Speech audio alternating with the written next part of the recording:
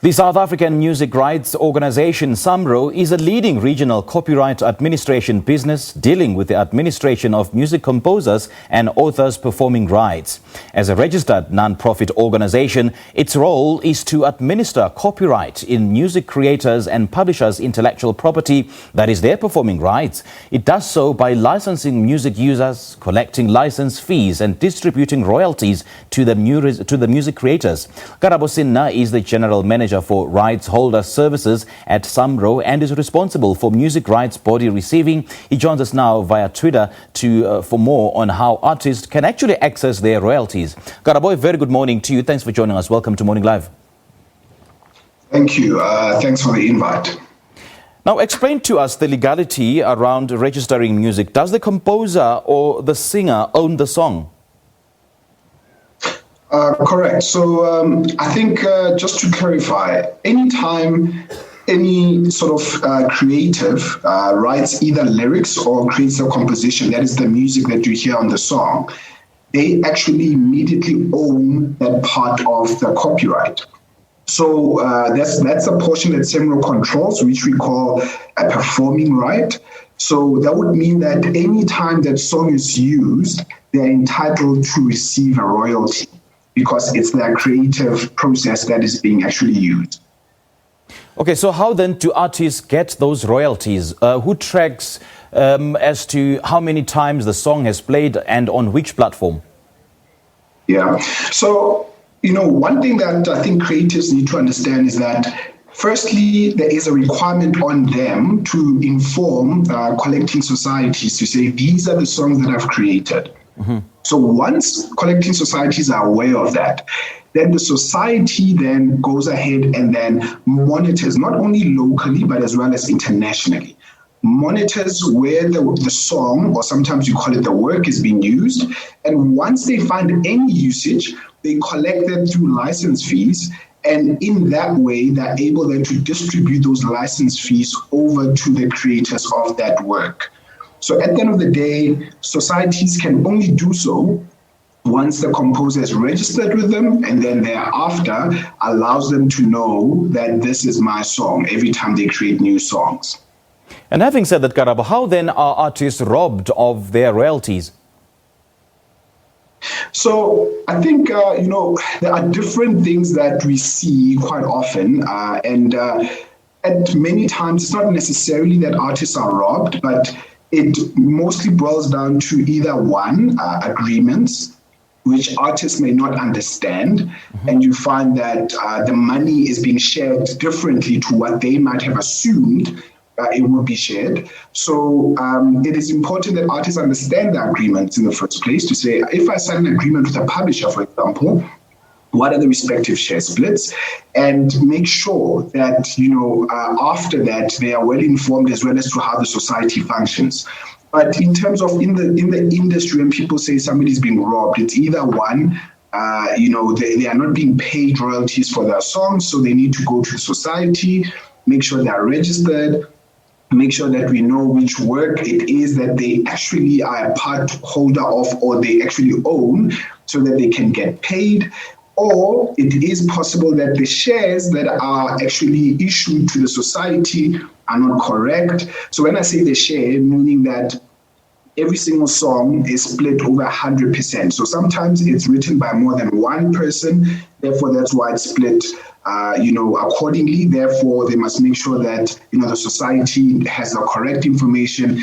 And then the last part that I mentioned, the agreement, that agreements need to be aligned according to the understanding. Karabo, it always bogs the mind. You speak of agreements. It always bogs the minds as to why so many artists who are impoverished. Why do they perhaps not have the right to change those agreements that are not benefiting them, and so that they can benefit them in the long term?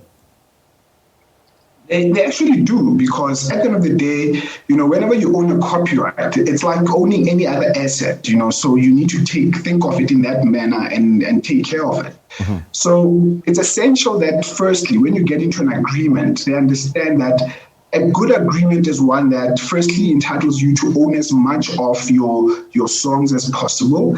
and then thereafter seeks to monetize whatever you've created as much as possible.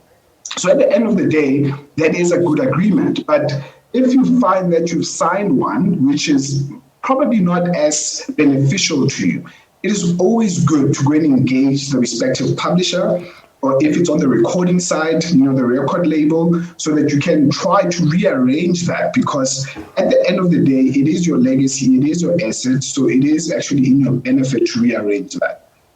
As SAMRO, we often strive to make sure that we equalize the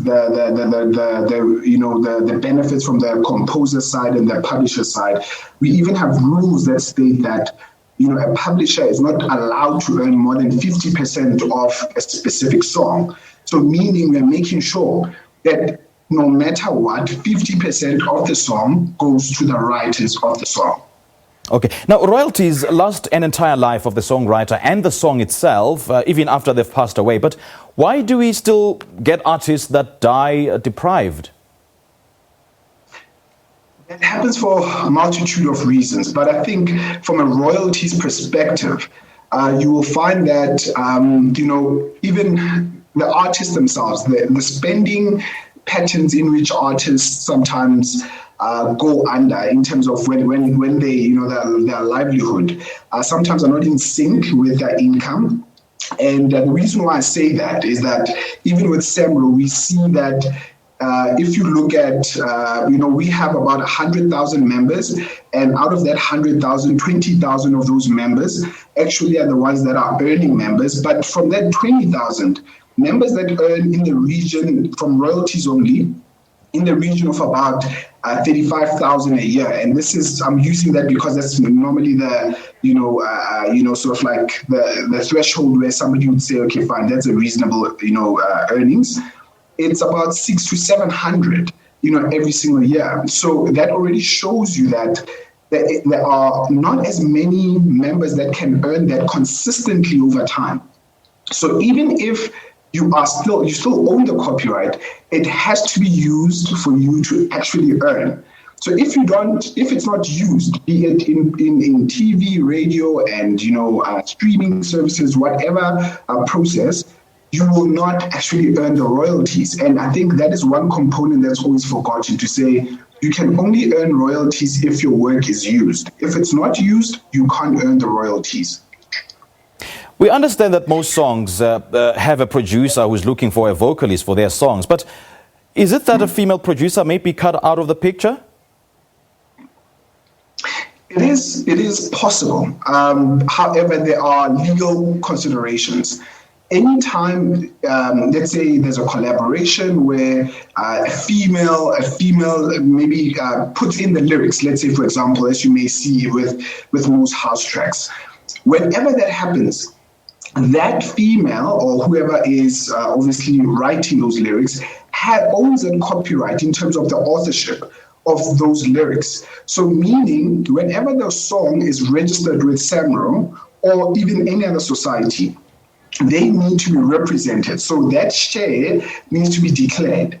If it's not declared by, be it the producer or be it the DJ that is obviously the headline of the song, then that will be incorrect. That female sort of author has the right to go to SAMRO, lodge a dispute, so that we can then reverse whatever has happened in relation to the royalties having been paid incorrectly.